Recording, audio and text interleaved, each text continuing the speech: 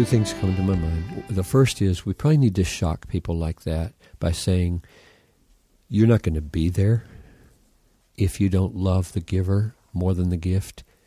And so the heaven that you thought you would be happy in without him won't even be the heaven you're in. You'll be in hell.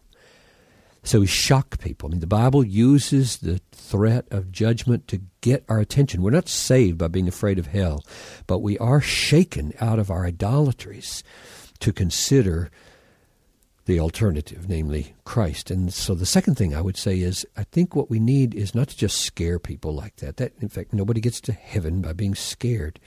But rather, once she's shocked, you say, probably the reason you are in love with rejoining your relatives, having all of your aches and pains taken away, no more mental stress, endless pleasures of the body. The reason those are also powerful for you is because you've experienced all those. You've tasted all those. Those all feel good.